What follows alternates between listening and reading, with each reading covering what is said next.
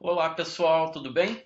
Eu sou Marcelo Camacho, vou acompanhá-los aqui nessa aula para o TST, essa aula ao vivo. Eu sou servidor público, eu já passei pelo Ministério da Saúde, já passei pelo INCA, fui analista de ciência e tecnologia no INCA, e atualmente eu sou analista de gestão em saúde na Fiocruz aqui no Rio de Janeiro. Eu moro aqui na região do Rio de Janeiro, moro em Niterói mais precisamente, né? Estou aqui pertinho da Fiocruz, só atravessar a ponte. Bom, saiu a banca do TST, vai ser a FCC, acho que era o esperado. FCC e CESP são as minhas bancas preferidas, porque eu prefiro bancas tradicionais, eu prefiro bancas em que a gente tenha referenciais de cobrança anteriores. Eu prefiro as cobranças recorrentes, aquelas com editais que a gente já sabe como serão os editais. Isso possibilita que os concorrentes, que os candidatos se preparem com antecedência, e isso faz com que os candidatos que tenham melhor preparo, que consigam se preparar de uma forma adequada, que tenham condições para exercer uma função pública de relevância, de fato sejam aprovados. E eu gosto das discursivas dessas bancas, são discursivas que de fato cobram os conhecimentos dos candidatos. A discursiva é relevante, não é uma discursiva qualquer. Então, eu gosto do fato de saber que eu vou ser avaliado, e se eu vir a ser aprovado, é porque eu de fato tive mérito naquilo, e espero que vocês concordem com isso, e por isso vocês estão aqui para se preparar para esse concurso. Estamos aqui com o intuito de oferecer o melhor trabalho para que vocês sejam aprovados nesse concurso. Eu já tive a felicidade de ter alguns dos alunos que passaram pelos meus cursos nesses 7 anos que eu estou aqui no Ponto dos Concursos. Já tive a felicidade de ter alguns deles aprovados em vários concursos, muitos da FCC. Eu me lembro aqui, por exemplo, de um que foi aprovado no TRF2 em 2º lugar, e era a primeira vez que ele estudava para concursos. Foi o primeiro concurso que ele fez, vejam só. Ele se preparou com o material que nós elaboramos e conseguiu aprovação em 2º lugar. Foi muito legal. Ele é do Espírito Santo. Bom, o que eu recomendo para todo mundo numa preparação para concursos públicos? Bom, estudar pelo edital, estudar pelos editais anteriores, resolver as questões. Quando a gente começa a resolver questões, a gente começa a verificar que há uma certa recorrência da banca na forma de abordar cada tópico daquele. As bancas, elas têm limite de criatividade, né, pessoal? E os tópicos abordados, mesmo em administração geral, mesmo em gestão de pessoas, que são os assuntos para os quais eu vou ministrar o curso para o TST, mesmo nessas disciplinas que têm abordagens teóricas muito extensas, ainda assim é possível delimitar espaços, delimitar a forma de cobrança.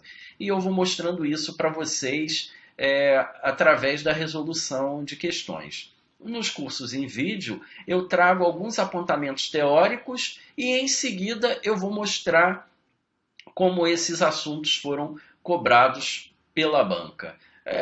Naturalmente, previamente, eu estudo a forma com que as bancas cobraram aquele assunto, olhando um conjunto grande de questões sobre aquele determinado aspecto, para escolher, então, qual abordagem teórica que eu trarei para vocês.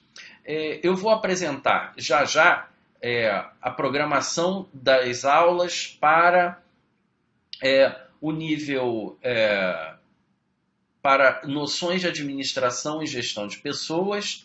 A gente está baseando os nossos conteúdos pelo edital passado, né? E com isso a gente espera que o edital que ainda vai sair contemple isso que a gente está trazendo aqui. Se o edital tiver diferenças, nós iremos contemplar essas diferenças e fazer os ajustes no decorrer do curso. Combinado assim? Eu trago aqui a programação de noções de administração e de gestão de pessoas previsto para o cargo de técnico, TJA, técnico judiciário, área administrativa. O assunto que eu vou abordar, ele também será cobrado para o cargo de analista judiciário para a área administrativa. Também está no outro conteúdo. De forma que, tanto para um quanto para outro, vale esta aula demonstrativa. A aula, o conteúdo programático para o analista administrativo, eu também vou postar posteriormente para vocês. Então, deixe-me alternar aqui, eu já vou alternar aqui para a minha apresentação. Antes, deixe-me falar só um aspecto que eu havia programado falar com vocês antes de iniciar a aula. Eu costumo sempre dizer para os alunos que é preciso enfatizar os conhecimentos específicos, mas também é muito importante enfatizar os conhecimentos básicos dos concursos. Em geral, são os conhecimentos básicos que vão determinar a classificação do candidato. Eu costumo sempre citar o meu exemplo. Eu fui aprovado em primeiro lugar para o INCA. Na minha parte foi um concurso realizado pela CESP. Na parte de conhecimentos específicos, eu fui aprovado para o perfil recursos humanos, então toda a parte de conhecimentos específicos era de gestão de pessoas. Na parte de conhecimentos específicos, eu performei ali perto de 80%.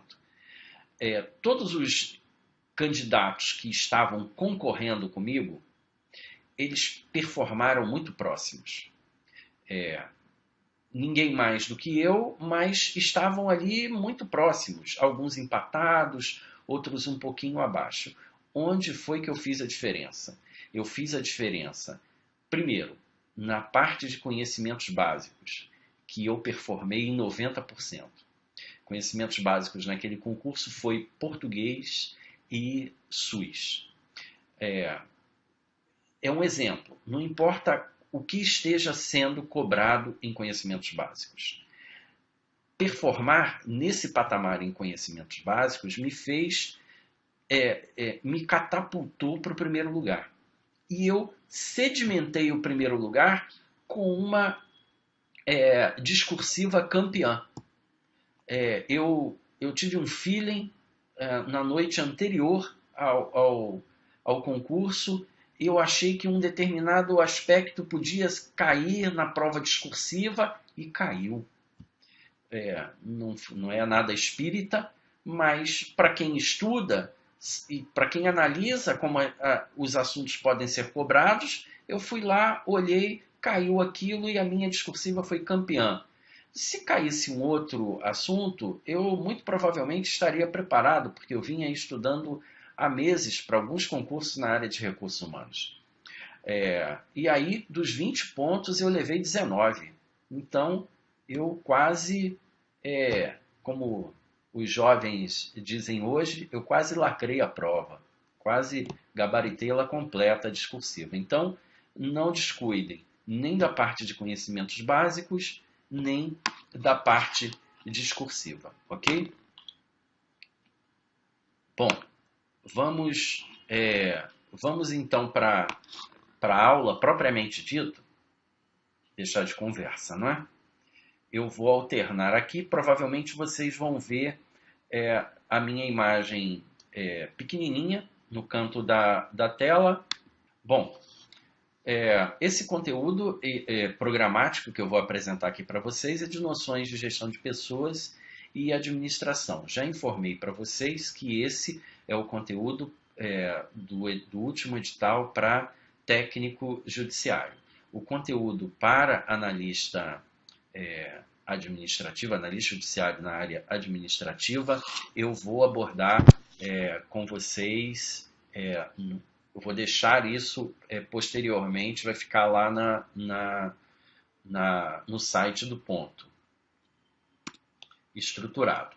Qual é o conteúdo dessas aulas? Só lembrando que dessa aula demonstrativa, Cultura e Clima Organizacional, também está no edital para analista administrativo, ok, pessoal? Então, qual é a programação das aulas? A primeira, Cultura e Clima Organizacional. A segunda, Gestão por Competências, que é uma aula que eu já preparei, já gravei, já está disponível. A segunda, Gestão Estratégica. Terceira, Gestão por Processos. Na quarta, Gestão por Projetos. Na 5, Motivação. Na 6, Liderança. Na 7, eu volto à Cultura e Clima Organizacional. Eu trago aqui um conjunto hoje de 5 questões para a gente resolver, de Cultura e Clima. Nessa aula 7 eu vou estender e vou trazer mais questões. 8, tratarei de recrutamento e seleção. 9, treinamento e desenvolvimento. E na 10, avaliação de desempenho. Em cada aula eu devo abordar cerca de 25 a 30 questões, pode ser um pouco menos, dependendo da extensão do conteúdo, mas ao final a gente terá resolvido aí em torno de 250 a 300 questões de todas da FCC, ok? Como a banca já será FCC, eu não trarei questões diferentes da FCC nesta aula em vídeo. Ok, pessoal? Então vamos aqui ao nosso conteúdo.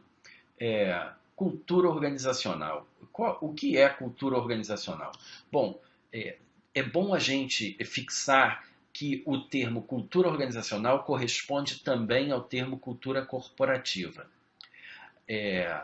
Não é a definição pura e simples de cultura no aspecto antropológico. Obviamente que a gente herda da antropologia grande parte dos conceitos para a cultura organizacional. Mas cultura organizacional é mais circunscrito do que o conceito amplo de cultura vindo lá da antropologia. Cultura é o conjunto de hábitos e crenças estabelecidos através de normas, valores, atitudes, expectativas compartilhados pelos membros da organização. Ou seja, é um modo institucionalizado, é um modo em que as pessoas veem que aquelas normas, aqueles valores se tornaram válidos e assim eles absorvem, eles entendem que como é válido, é a forma institucionalizada em que eles vão agir. Cada cultura, cada empresa, cada organização tem uma cultura distinta das demais. E analisando uma cultura, mesmo que sejam instituições que atuem ou empresas que atuem no mesmo setor, por exemplo, 2 empresas de telefonia, cada uma vai ter uma cultura organizacional diferente da outra. A cultura organizacional da Fiocruz, no Rio de Janeiro, é diferente da cultura organizacional do Instituto Butantan, em São Paulo, e ambas são instituições de pesquisa na área de saúde. Vamos seguindo aqui. Esse conceito de Edgar Schein é o conceito mais cobrado quando a gente fala de cultura organizacional. Tanto o conceito como as dimensões da cultura que estão incluídos no conceito de Edgar Schein. Então, é importantíssimo saber isso. Para Schein, cultura organizacional é o padrão de pressupostos básicos que um dado grupo inventou, descobriu ou desenvolveu, aprendendo a lidar com os problemas de adaptação externa e de integração interna, e que tem funcionado suficientemente bem para serem considerados válidos e serem ensinados aos novos membros como o modo correto de compreender, pensar e sentir em relação a esses problemas. Vejam, a cultura organizacional, de acordo com esse conceito de Edgar Schein, pode ser gerenciada. Isso é muito importante para nós entendermos a cultura, para nós resolvermos as provas, as questões de provas também. Se a cultura ela pode ser gerenciada, eu posso estimular que determinados valores sejam absorvidos pelas pessoas. Eu posso estimular que os gerentes transmitam formas de pensar e agir para as pessoas. Eu posso ensinar esse modo de pensar para os novos membros, como está na definição de Schein. Vamos seguindo aqui, pessoal. Schein, ele divide a cultura organizacional em 3 dimensões: artefatos, valores e pressupostos básicos, que estão representados nesse iceberg que a gente vê aqui. Por que o iceberg? Para demonstrar que os artefatos são os aspectos observáveis da cultura organizacional. Toda vez que a gente entra numa empresa, os artefatos são as coisas que nós conseguimos perceber facilmente. O ambiente físico, como ele é organizado, como as mesas e o ambiente físico de trabalho é disposto, qual é a estrutura organizacional da empresa, o nome dos cargos, o padrão de vestimenta das pessoas, o padrão de expressão verbal delas, que tipo de linguajar elas usam, como é que elas se relacionam, se é mais formal, se é menos informal. Isto dá para perceber. A gente tem aspectos que não são perceptíveis facilmente. O primeiro deles, mais próximo da superfície, são os valores. Os valores é tudo aquilo que justifica ou que dá a justificativa para as pessoas sustentarem a sua forma de agir. Os valores vão, naturalmente, mudar de organização para organização. E nós temos as crenças mais profundas, que são os pressupostos básicos. São inconscientes. As pessoas absorvem aquilo no dia a dia de forma inconsciente. Só é possível observar isso à medida que eu me torno um membro daquela organização. Se eu vou lá apenas esporadicamente visitar, eu não consigo perceber esses pressupostos básicos e como eles influenciam a cultura organizacional. Então, entender esses 3 aspectos aqui, essas 3 dimensões, é importante para resolver várias questões de cultura organizacional, pessoal. Outro quadrinho com esses níveis de cultura, essas dimensões da cultura. Os artefatos, estrutura e processos visíveis, valores, estratégias, metas, filosofias, pressuposições básicas. São inconscientes, crenças significativas, percepção, pensamento, sentimentos, determinadores de valores e ação. Esses quadrinhos aqui vão ajudar muito a vocês para resolver as questões, pessoal. Aqui, mais um daqueles aspectos dos formais e visíveis, informais e invisíveis, mas esse já com os aspectos que são observáveis e os aspectos que são invisíveis. Por exemplo, a estrutura, cargo, objetivos, tecnologia, políticas, métodos, procedimentos são mais visíveis e observáveis. Padrões de influenciação e poder, percepções e atitudes das pessoas, sentimentos, crenças, padrões de integração, valores, normas grupais, relações efetivas, elas são mais difíceis de serem observadas. Bom, Robbins, que é um autor importante de administração, ele diz que o processo de criação de uma cultura ocorre de 3 maneiras. A primeira, os fundadores de uma empresa só contratam e mantêm funcionários que pensem e sintam as coisas da mesma forma que eles. Essa é uma forma de manter ou criar a cultura de uma empresa. A segunda, os fundadores doutrinam e socializam os funcionários novos de acordo com a sua forma de pensar e sentir. E a terceira, o comportamento dos fundadores age como um modelo, encorajando os funcionários a se identificarem com ele e, dessa forma, mostrar seus valores, convicções, premissas. Essas 3 formas de Robbins demonstra aquilo que eu já disse para vocês, que a cultura pode ser gerida, pode ser manipulada, por exemplo, com instrumentos de comunicação organizacional. Bem, com esses elementos a gente já consegue resolver algumas questões, pessoal. Vamos lá a elas. Primeira, FCC de 2009. Naturalmente eu estou trazendo aqui algumas questões para vocês e vou ampliar isso com questões com mais questões e todas mais recentes. Mas eu costumo fazer esse trilho aí de 6, 7 anos para ver como é recorrente.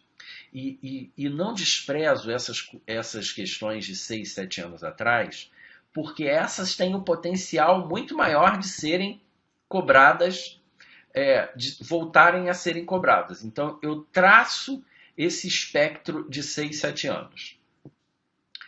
Bom, valores, ritos, mitos e tabus são componentes. Isso eu acabei não falando ali para vocês. Valores, ritos, mitos e tabus são componentes da cultura organizacional. Eles fazem parte dos valores organizacionais. Os valores nós vimos. E dentro dos valores nós vamos ter dimensões que são rituais, são mitos, são tabus, os heróis que são construídos organizacionalmente. Por exemplo, uma festa de fim de ano numa empresa em que se comemorem os resultados organizacionais. Isso é um ritual. Um ritual de socialização das pessoas à medida que elas entram, novas pessoas entram na organização, que é feito mensalmente. Algumas organizações têm esses rituais. Isso faz parte dos ritos construídos que visam fortalecer a cultura organizacional, mas que eles mesmos fazem parte da cultura organizacional. Os mitos construídos também, os heróis organizacionais, um herói fundador, um herói que foi um diretor importante, um gestor importante na empresa, como, por exemplo, Jack Welch para a GE. Isso é um herói organizacional, ou Steve Jobs para a Apple. Ok? Então, todos esses são partes da cultura organizacional. Esse é o tipo de questão, pessoal, facílima, tá? Se cair uma dessa, a gente vai ter mais gente acertando. Mas é importantíssimo que a gente saiba que esses mitos, rituais, tabus, fazem parte da cultura organizacional. Então, o gabarito é a alternativa A. Aí vamos para uma outra de 2009 do TCE de Goiás. Em ambientes, essa é um pouco mais complicada, pessoal. Em ambientes altamente competitivos, em que predominam a mudança e a incerteza, a cultura organizacional A, vejamos cada alternativa, representa aspectos irracionais profundamente enraizados na organização que devem ser removidos. Primeiro, a cultura não é composta de aspectos irracionais somente. A gente pode ter até alguns aspectos inconscientes, mas não irracionais. Eu tenho muitos aspectos que são construídos absolutamente racionais. Aquela cultura foi pensada para ser daquela forma, ok? Uma cultura de inovação, por exemplo, numa empresa, que é pensada para ser dessa forma. E esses aspectos não devem ser removidos, ok? A cultura ela pode até ser que tenham aspectos da cultura que eu queira remover através de uma mudança organizacional, mas eles não são irracionais. Então a A está errada. Aí, um primeiro probleminha dessa questão. Deve ser tratada como mais um elemento do planejamento estratégico da organização. Eu estou enfatizando esse problema aqui, pessoal, não para a gente ficar reclamando da banca, não é isso, mas para a gente entender qual é a perspectiva da banca. A cultura organizacional, a gente vai vê-lo quando eu falar de planejamento estratégico, ela é um elemento que precisa ser considerado no planejamento estratégico, principalmente na implementação do plano estratégico. Eu preciso considerar a cultura para a implantação do planejamento estratégico.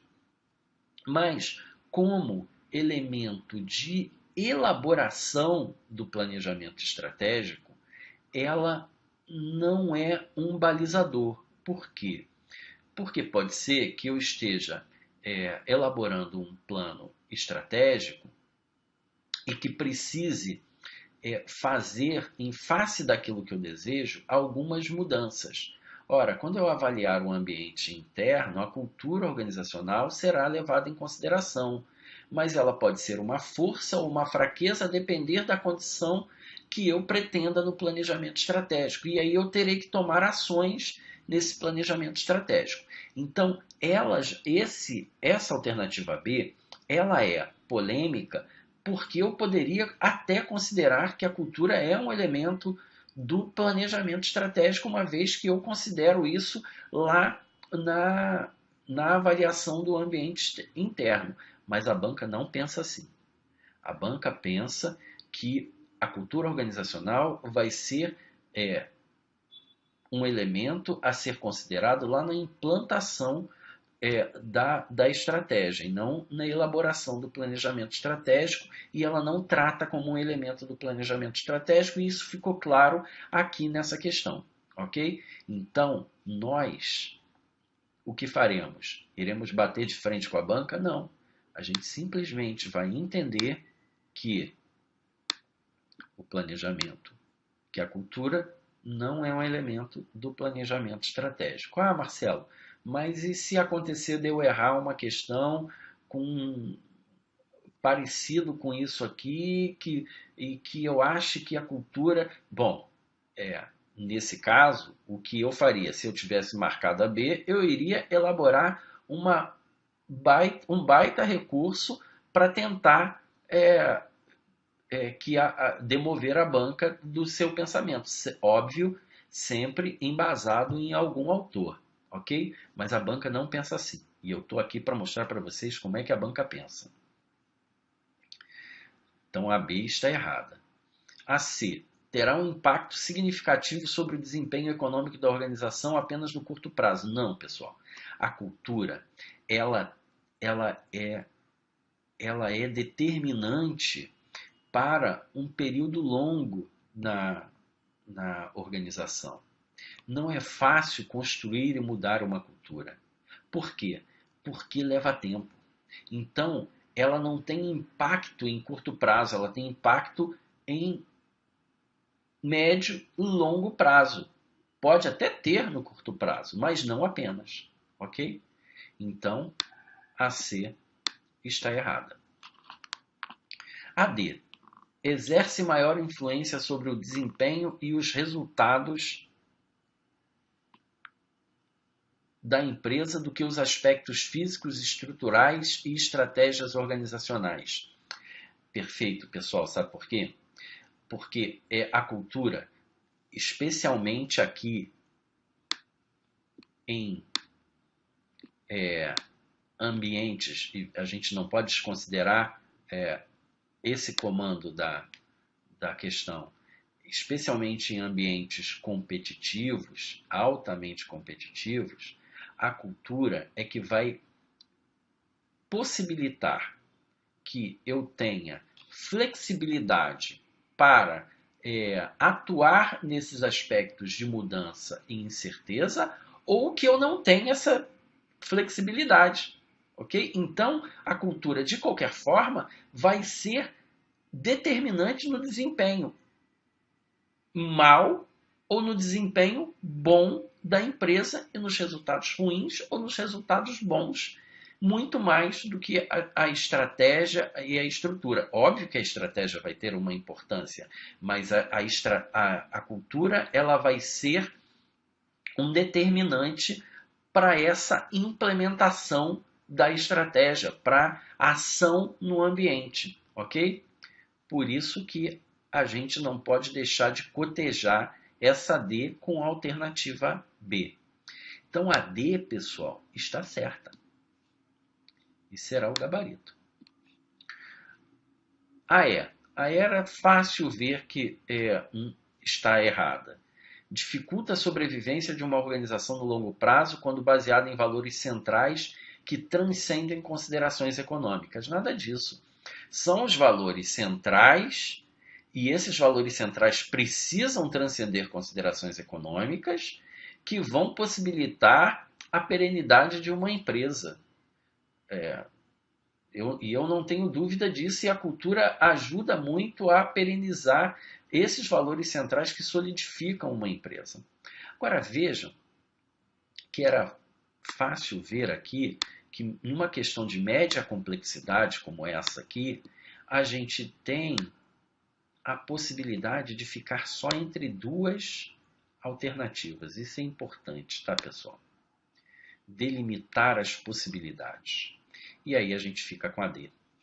O gabarito, então, é a alternativa D. Vamos à outra questão. Essa já mais extensa na análise. Questão do último concurso aqui do TST. Considere as seguintes afirmativas referentes à cultura organizacional. Vamos ver cada uma delas e verificar se elas estão adequadas, se estão certas ou se estão erradas. Negociar e fixar junto aos grupos componentes da estrutura organizacional os valores e crenças compartilhados que deverão sustentar o programa de cultura da organização. Então, é isso que é um papel da cultura organizacional? Negociar, fixar junto aos grupos os valores e crenças compartilhados? Sim, a cultura organizacional pode ser gerenciada, eu posso ensinar, eu posso negociar esses valores, posso sustentar esses valores junto a esses grupos, sustentar esses valores, essas crenças, como parte de um programa de gestão da cultura organizacional. Então, a gente já viu que essa afirmativa 1 está correta. Desenvolver as lideranças como referenciais de fixação dos elementos culturais e multiplicadores internos? Perfeito, a cultura pode ser gerida, as lideranças têm papel fundamental nisso, e eu posso encontrar multiplicadores internos que sejam referenciais dentro da empresa. Então a 2 também está correta. Acompanhar e avaliar, quando possível, o processo através de instrumentos de pesquisa de clima e de cultura organizacional, recebendo feedback e os subsídios necessários para a introdução de eventuais ajustes. Aqui eu faço um pequeno parêntese, porque a gente ainda vai falar de clima organizacional. Falaremos já, após essa questão. Os instrumentos de pesquisa de clima, e tem instrumentos de pesquisa de clima e de cultura organizacional, podem me dar o feedback para eu fazer o gerenciamento dessa cultura organizacional e introduzir elementos que eu necessite para a construção de uma cultura que a empresa deseja. Uma cultura de inovação, por exemplo. Vou voltar nesse exemplo. Se eu quero essa cultura, eu recebo das pessoas o feedback, o que elas pensam sobre os valores, o que elas pensam com relação aos instrumentos, etc., e vou fazer esses ajustes. Então, essa alternativa está correta. Identificar os elementos que compõem o conjunto cultural da organização de forma a cruzar o real e o desejado. Perfeito. Se eu faço o gerenciamento da cultura organizacional, eu posso mapear o que é o real e posso verificar o que é o desejado e então estabelecer os elementos que eu preciso inserir para chegar na cultura desejada. Analisar e diagnosticar o perfil cultural da empresa. Perfeito. Então vejam que vários desses elementos estavam relacionados com a possibilidade de gerenciamento da cultura organizacional. Todos estão certos, pessoal. Se todos estão certos, temos aqui então a nossa letra E, 1, 2, 3, 4 e 5. Então, o gabarito é a alternativa E. Esse tipo de questão uma questão são questões mais complicadas, porque tem múltiplas afirmativas e se eu bobeio no julgamento de uma, eu perco a questão. E a FCC gosta muito desse tipo de questão. É a forma como as bancas têm para complexificar uma cobrança em uma questão. Vamos aqui brevemente falar sobre clima organizacional. O que é clima organizacional? Ele, de certa forma, é o reflexo da cultura. É o reflexo dos efeitos da cultura na organização. Temos duas definições aqui de clima organizacional. Clima organizacional é a qualidade ou propriedade do ambiente organizacional, que é percebida ou experimentada pelos membros da organização e que influencia o seu comportamento, o comportamento das pessoas. Para o Roberto Coda, da USP, clima é o indicador do grau de satisfação dos membros de uma empresa em relação a diferentes aspectos da cultura ou realidade aparente da organização, tais como políticas de RH, modelo de gestão, missão da empresa, processo de comunicação, valorização profissional e identificação com a empresa. Existem inúmeros outros aspectos que podem ser pesquisados e que podem compor um indicador de satisfação das pessoas com relação à empresa. Roberto Coda dá apenas alguns exemplos. O clima organizacional está relacionado a aspectos cognitivos. Ele descreve as percepções entre os membros da organização. O clima está relacionado a percepções cognitivas, ele tem natureza descritiva e estudado no nível do grupo ou da organização. Eu não posso dizer que o clima organizacional é ruim porque eu ouvi uma pessoa apenas.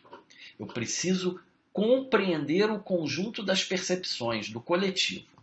O clima psicológico aí tem a ver com percepção afetiva, tem natureza avaliativa e é individual. E satisfação no trabalho é uma percepção cognitiva e afetiva, tem natureza descritiva e avaliativa, estudada no nível do indivíduo, grupo, organização.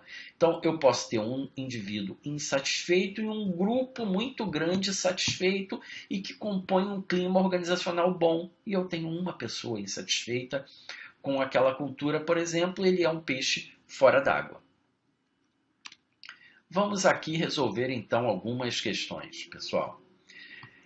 Conjunto de percepções, opiniões e sentimentos que se expressam no comportamento de um grupo ou uma organização em um determinado momento ou situação é denominado, já vimos, clima organizacional. Ok? Não é cultura organizacional, não é cultura corporativa. Já vimos que cultura organizacional e corporativa são a mesma coisa. É clima organizacional, esse tipo de questão é bom para a gente fixar o conceito da banca com relação a um determinado aspecto. Então, o gabarito aqui é a alternativa D, sem problemas. E nossa última questão, da forma com que a FCC gosta de cobrar quando quer complexificar a questão. Vamos lá. O clima organizacional é resultante dos aspectos conflitantes da cultura das organizações.